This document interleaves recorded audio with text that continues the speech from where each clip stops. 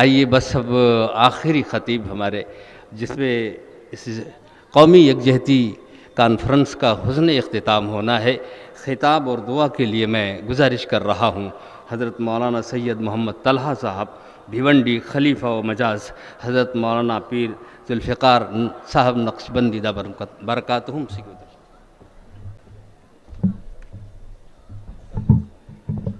السلام علیکم ورحمۃ اللہ وبرکاتہ۔ الحمد للہ رب العالمین والصلاة والسلام علی سیدنا محمد سید الاولین والآخرین وعلی آلہ واصحابہ اجمعین، اما بعد فاعوذ باللہ من الشیطان الرجیم، بسم اللہ الرحمن الرحیم، یا ایہا الذین آمنوا اتقوا اللہ وکونوا مع الصادقین۔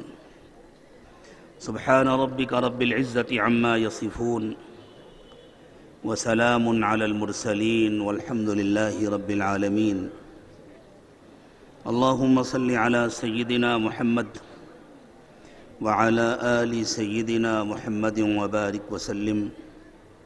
اللہم صل علی سیدنا محمد وعلی آل سیدنا محمد وبارک وسلم۔ اللہم صل علی سیدنا محمد وعلی آل سیدنا محمد وبارک وسلم۔ اسٹیج پر تشریف فرما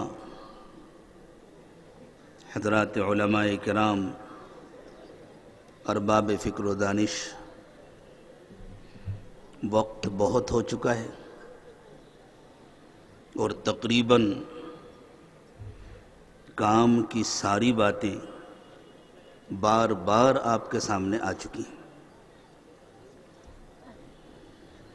اب ایک آخری کام رہ گیا ہے، اللہ سے بھیک مانگنے کا۔ اس سے پہلے میں آپ کو رحمت دو عالم سیدنا محمد رسول اللہ صلی اللہ علیہ وسلم کا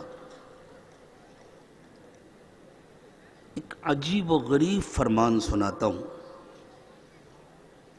عموماً اللہ کے رسول صلی اللہ علیہ وسلم حضرات صحابہ کرام سے اس لہجے میں گفتگو نہیں کیا کرتے تھے۔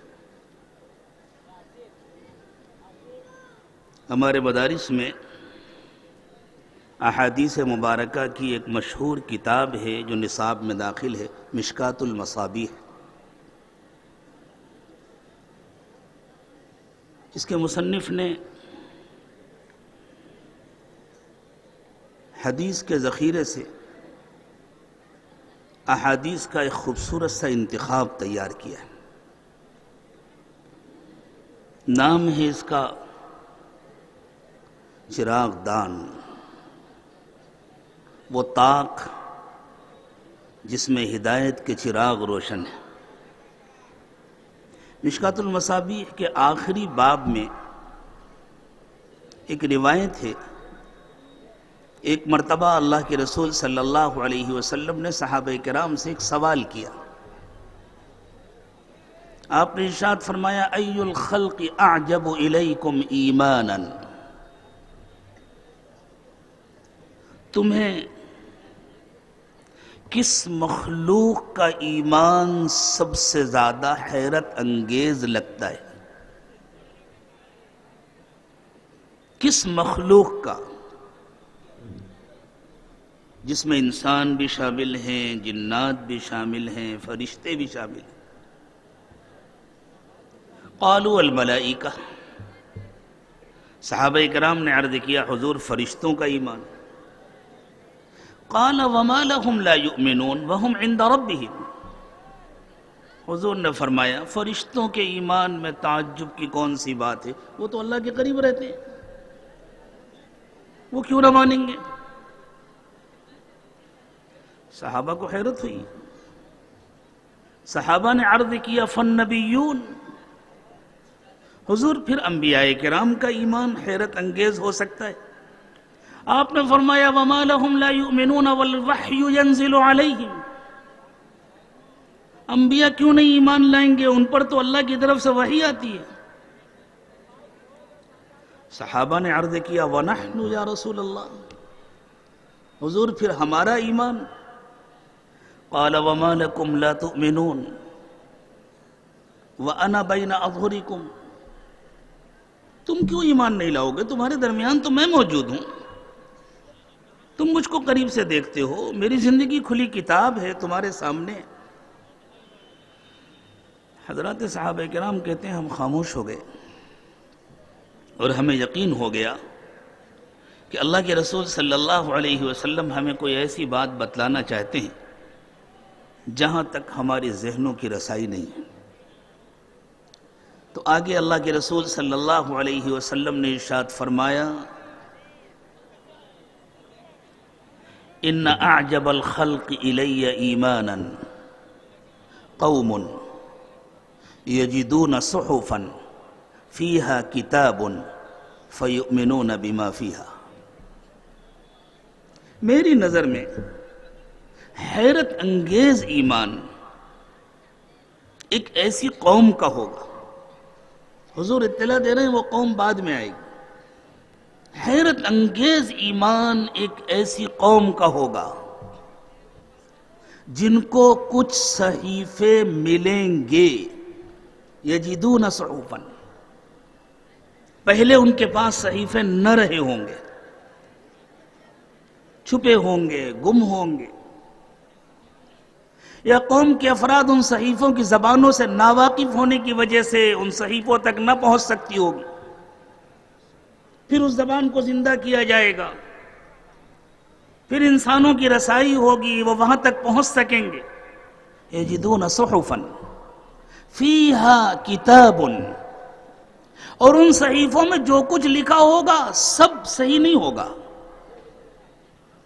لیکن ان میں کچھ صحیح مضمون بھی ہوگا، ان میں اللہ کی کتاب کا کچھ حصہ بھی ہوگا، فَيُؤْمِنُونَ بِمَا فِيهَا، اور پھر وہ ان مضامین پر ایمان لائیں گے اور اس راستے سے مجھ تک پہنچیں گے اور اللہ تک پہنچیں گے۔ میں مبارکباد دیتا ہوں آپ کو کہ جس قوم کے سلسلے میں اللہ کے رسول صلی اللہ علیہ وسلم نے یہ پیشن گوئی فرمائی ہے، وہ قوم ہمارے اسی ملک میں بستی ہے۔ اور مسلمانوں، اس وقت جو کچھ ہو رہا ہے وہ اصل میں ان کروڑوں انسانوں کو ہدایت سے روکنے کے لیے ہو رہا ہے۔ ہماری ذمہ داری ہے کہ ہم انسانوں کے ساتھ محبت کا سلوک کریں، ان کے لیے دعائیں کریں، ان سے ہمدردی کے ساتھ پیش آئیں، اور اس ملک میں ہم اپنی وہ پہچان بنائیں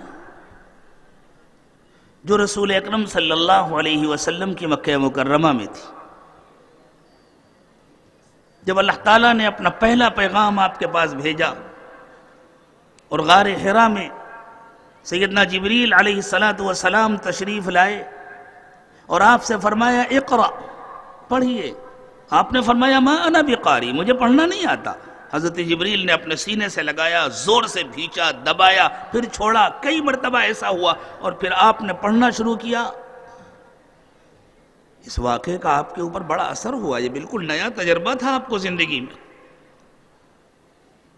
آپ پہاڑ سے نیچے اتر کر گھر تشریف لائے، اپنی اہلیہ محترمہ سیدہ خدیجہ الکبریٰ رضی اللہ تعالی عنہا سے ارشاد فرمایا زملونی زملونی، مجھے چادر اڑا دو۔ حضرت خدیجہ نے پوچھا کیا بات ہے، آپ گھبرائے ہوئے لگ رہے ہیں۔ آپ نے فرمایا ہاں مجھے اپنی جان کا خطرہ ہے، مجھے ڈر لگ رہا ہے، شاید میری موت کا وقت آ گیا ہے۔ حضرت خدیجہ رضی اللہ تعالی عنہا نے عرض کیا میرے سرتاج بتلائیں ہوا کیا؟ آپ نے پورا واقعہ سنایا۔ حضرت خدیجہ نے فرمایا کلا واللہ لا یخزیک اللہ ابدا، نہیں ایسا کبھی نہیں ہو سکتا، اللہ آپ کو رسوا نہیں کریں گے، آپ رشتہ داروں کا حق ادا کرتے ہیں، آپ غریبوں کے مددگار ہیں، آپ بھوکوں کو کھانا کھلاتے ہیں، آپ مجبوروں کا خرچ اٹھاتے ہیں، آپ کمزوروں کی مدد کرتے ہیں، ان کا تعاون کرتے ہیں، آپ مہمان نوازی کرتے ہیں، اللہ آپ کا ساتھ نہیں چھوڑیں گے، اللہ آپ کو رسوا نہیں کریں گے۔ میرے دوستو، عزیزو، قومی یکجہتی سے متعلق بہت ضروری اور کام کی باتیں بہت زیادہ مقدار میں ہو چکی ہیں۔ میں تو اپنے ان بچے کچے تھوڑے سے مسلمان بھائیوں سے یوں کہوں گا کہ یہاں سے اٹھ کر جانے سے پہلے اپنے دل پر یہ پیغام لکھ لیں، اب ہم کو اس ملک میں انشاءاللہ اپنی یہی پہچان بنانی ہے، انسانوں کے خدمت گزار، غریبوں کے مددگار۔ اور ابراہیم پور والوں، تم شروع کرو، ہم تو ملت ابراہیمی ہیں۔ اللہ تعالیٰ نے مسلمانوں کو بار بار کہا ملت ابیکم ابراہیم، یہ تمہارے باپ حضرت ابراہیم کا طریقہ ہے، اس لیے حق ہے ابراہیم پور والوں کا کہ سب سے پہلے وہ اس مثال کو قائم کریں، قدم اٹھائیں، آگے بڑھیں، سفر شروع کریں۔ سفر چھوٹا ہو یا بڑا، ہمیشہ پہلے قدم سے شروع ہوتا ہے۔ کارواں کتنا بھی بڑا ہو، ابتدا ایک انسان سے ہوتی ہے۔ میں اکیلا ہی چلا تھا جانب منزل، مگر لوگ آتے گئے، کارواں بنتا گیا۔ طے کریں یہاں بیٹھے ہوئے تمام بوڑھے، تمام نوجوان، تمام مرد، اور اگر آواز پہنچ رہی ہو تو تمام عورتیں، ہمیں اپنی شناخت تبدیل کر دینی ہے، ہمیں اپنی پہچان بدل دینی ہے، ہمیں ایک طرفہ محبت کا معاملہ کرنا ہے، ہر انسان کے ساتھ محبت کا معاملہ کرنا ہے۔ مدینہ طیبہ میں جب اللہ تعالیٰ نے مسلمانوں کی معاشی حالت کچھ بہتر کر دی اور ان کے رشتہ دار مکہ مکرمہ سے مدد مانگنے کے لیے مدینہ آئے، وہ اس پوزیشن میں تھے کہ اپنے رشتہ داروں کی مدد کر سکیں، لیکن انہیں خیال ہوا کہ یہ آنے والے مسلمان نہیں ہیں، انہوں نے اب تک کلمہ نہیں پڑھا، یہ دشمنی بھی نہیں کرتے محمد رسول اللہ صلی اللہ علیہ وسلم سے، لیکن کلمہ بھی نہیں پڑھتے۔ کہیں ایسا نہ ہو کہ ہم اپنے ان رشتہ داروں کی مدد کریں اور اللہ ہم سے ناراض ہو جائیں، اور وہ اس کا تصور بھی نہیں کر سکتے تھے کہ اللہ کو ناراض کر لیں، وہ تو جیتے تھے اللہ کی رضا کے لیے۔ قل ان صلاتي ونسكي ومحياي ومماتي لله رب العالمين لا شريك له۔ تو ازواج مطہرات میں سے کسی نے اللہ کے رسول صلی اللہ علیہ وسلم کی خدمت میں یہ بات رکھی کہ حضور ہمارے کچھ رشتہ دار مکے سے آئے لیکن وہ مسلمان نہیں ہیں، مدد چاہتے ہیں، اللہ نے ہمیں وسعت دی ہے، ہمارے پاس کچھ پیسے آ گئے ہیں، تو کیا ہم ان کی مدد کر سکتے ہیں؟ یہ بھی ہو سکتا تھا کہ حضور اکرم صلی اللہ علیہ وسلم فرما دیتے کہ ہاں مدد کرو، کوئی حرج نہیں، لیکن یہ اتنا اہم سوال تھا کہ اللہ تعالیٰ نے خود اپنے نبی صلی اللہ علیہ وسلم کی زبان سے نہیں کہلا دیا۔ حضور نے جو کچھ بھی ارشاد فرمایا اپنی پوری زندگی میں وہ اللہ کی ہی مرضی سے ارشاد فرمایا۔ وَمَا يَنطِقُ عَنِ الْهَوَىٰ إِنْ هُوَ إِلَّا وَحْيٌ يُوحَىٰ، آپ اپنی مرضی سے کچھ نہیں کہتے، جو کچھ کہتے ہیں وہ اللہ کے حکم سے کہتے ہیں۔ لیکن یہ وہ باتیں ہوتی تھیں جو اللہ تعالیٰ اپنے نبی صلی اللہ علیہ وسلم کے دل میں القاء فرما دیتے تھے، لیکن اللہ تعالیٰ نے اس سے آگے بڑھ کر اس جواب کو قرآن پاک میں نازل فرمایا، اور یہ آیت کریمہ اسی موقع پر اتری۔ لَيْسَ عَلَيْكَ هُدَاهُمْ وَلَكِنَّ اللَّهَ يَهْدِي مَن يَشَاءُ، خرچ کرو ضرورت مندوں پر، مدد کرو ان پریشان حالوں کی، ان کی ذمہ داری تمہاری، ان کی ہدایت تمہاری ذمہ داری نہیں ہے، اللہ جس کو چاہیں گے ہدایت دیں گے۔ وَمَا تُنْفِقُوا مِنْ خَيْرٍ فَلِأَنفُسِكُمْ، تم جو کچھ بھی خرچ کرو گے اس کا نفع تمہیں خود ملنے والا ہے۔ اس لیے میرے دوستو، بہت اچھی بات کہی تھی میرے پیشرو مقررین نے، اور کئی حضرات نے اس جانب اشارہ کیا کہ صرف کہنا سننا کافی نہیں ہے، آپ نے ایک مبارک قدم اٹھایا، اللہ تعالیٰ اسے قبول فرمائے. لیکن اب عملی سفر شروع ہونا چاہیے. ہمارا کردار ہو انسانوں کی خدمت کرنا اور انسانوں سے محبت کرنا، اور پھر انشاءاللہ ہندوستان کا مستقبل بہت روشن ہے، بہت تاریک ہے. چند لوگ اگر اپنی آنکھوں پر پٹی باندھ کر کے چمکتے ہوئے سورج کا انکار کریں تو اس سے سورج تاریک نہیں ہو جاتا، سورج کی روشنی کو ڈھانکا نہیں جا سکتا. اس ملک کو اللہ تعالیٰ ایک بڑا اہم مقام دینے والے ہیں، اور اس ملک سے اللہ تعالیٰ ایک بڑا کام لینے والے ہیں. اس ملک کے تمام باشندوں کو اللہ تعالیٰ جہنم کے راستے سے ہٹا کر جنت کے راستے پر لانے والے ہیں. روکنے والے چاہے جتنی کوشش کر ڈالیں انشاءاللہ ان کے روکنے سے کچھ نہیں ہوتا. اللہ کرے کہ اس سلسلے میں ہمارا تمہارا استعمال ہو جائے. دنیا کو اللہ نے دار اسباب بنایا ہے، اللہ جس کو چاہیں گے استعمال کریں گے. انسانوں سے محبت بھی ضروری ہے اور اللہ سے مضبوط تعلق بھی ضروری ہے. اقبال نے کہا اور سچ کہا، عطار ہو کہ رومی ہو، عطار ہو کہ رومی ہو، رازی ہو کہ غزالی، کچھ ہاتھ نہیں آتا بے آہ سحر گاہی. اپنی عبادتیں درست کرو میرے دوستو، اللہ کے ساتھ اپنا تعلق مضبوط کرو، اپنے اندر اخلاص پیدا کرنے کی فکر کرو، اپنے دلوں کو روشن کرو، اپنی زندگیوں کو گناہوں سے خالی کرو.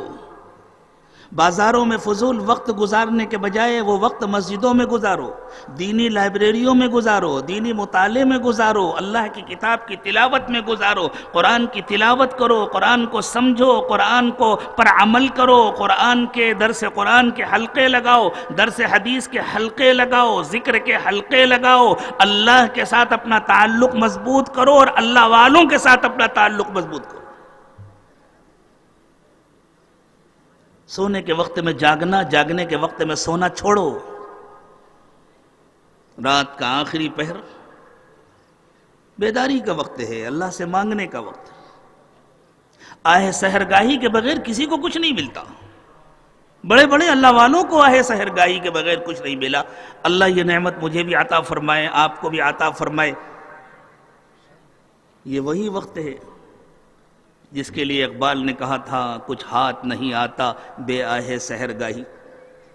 چونکہ مجھ سے پہلے تمام علماء نے، بڑوں نے، دانشوروں نے کھڑے ہو کر گفتگو کی تھی. مجھے اچھا نہیں لگا کہ میں ان کے سامنے ان کی موجودگی میں آپ سے بیٹھ کر کے کچھ عرض کروں، لیکن دعا کا تقاضا یہ ہے کہ دعا پورے ادب اور احترام کے ساتھ کی جائے. اس لیے بس اب ہم سب بھکاری بن کر اللہ کے دربار میں اپنا دامن پھیلائیں گے اور اللہ سے مانگیں گے کہ اللہ ہمیں خالی ہاتھ واپس نہ کیجیے. ان کی جھولیاں بھی بھر دیجیے جو بہت دیر تک جاگ نہیں سکے اور بہت انتظار کرنے کے بعد مجبور ہو کر چلے گئے. اللہ ان کو بھی محروم نہ فرمائے، ہم کو بھی محروم نہ فرمائے. درود شریف پڑھیں، اللہ کی طرف متوجہ ہو جائے. اب ہم دعا کریں گے.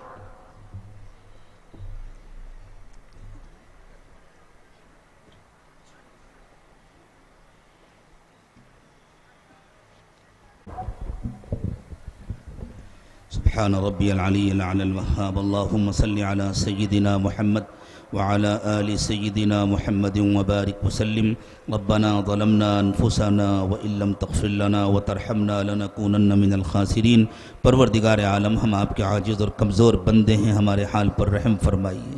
اللہ ہمارے دلوں کی گندگیوں کو دور فرما دیجئے. اللہ گناہوں کی ذلت سے ہماری حفاظت فرمائیے، طاعات کی عزت نصیب فرمائیے. اے اللہ، جیسے آج یہ اسٹیج سجا تھا، اللہ پورے ملک میں ایسی ماحول بنا دیجئے. اللہ جسموں کو بھی قریب کر دیجئے، دلوں کو بھی جوڑ دیجئے. اللہ نفرتوں کو دور فرما دیجئے، آپس میں محبتیں پیدا فرما دیجئے. اللہ امت مسلمہ کے انتشار اور افتراق کو دور فرمائیے، امت کے دلوں کو آپس میں جوڑ دیجئے.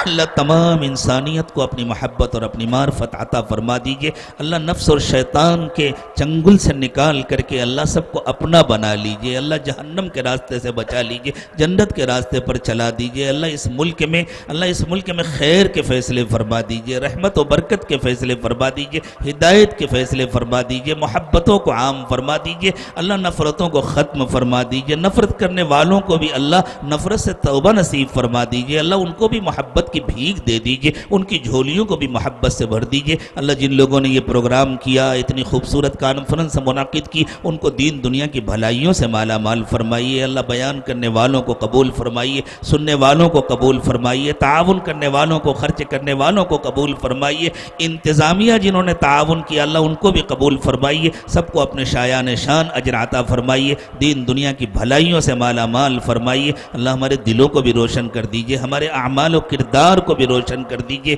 اللہ روزی کی تنگی سے حفاظت فرمائیے، ہر قسم کی پریشانیوں سے حفاظت فرمائیے، اللہ ہماری بدعمالیوں کے نتیجے میں ہم پر ظالموں کو مسلط نہ فرمائیے، اللہ ظالموں کو بھی ظلم سے رک کر کے، ظلم سے بچ کر کے انصاف کرنے کی توفیق عطا فرمائیے۔ اے اللہ پوری دنیا سے ظلم کو مٹا دیجئے، ناانصافی کو مٹا دیجئے، اللہ پوری دنیا میں انصاف کو عام کر دیجئے، خاص طور سے ہمارے اس ملک میں اللہ رحمت کی ہوائیں چلا دیجئے، اللہ رحمت کی ہوائیں چلا دیجئے، اللہ محبت کی فضا بنا دیجئے، اللہ ظلم سے، ناانصافی سے ہمارے ملک کی حفاظت فرمائیے، ہر طرف انصاف کو عام کر دیجئے، اللہ مظلوموں کی، مجبوروں کی، کمزوروں کی، دبے کچلے انسانوں کی مدد فرمائیے، اللہ سب کی مدد فرمائیے، اللہ سب کی ہدایت کے فیصلے فرما دیجئے اور ہم سب کو اس کے لیے قبول فرما لیجئے، اللہ دور کے لیے اور دیر کے لیے قبول فرمائیے، اے اللہ ہر کچے پکے گھر تک اے اللہ ہدایت کا پیغام پہنچا دیجئے اور ہمیں پہنچانے کے لیے استعمال فرما لیجئے، ہمیں قبول فرما لیجئے، اللہ حاضرین مجلس کے دلوں کی تمام جائز تمنائیں اور مرادیں پوری فرمائیے۔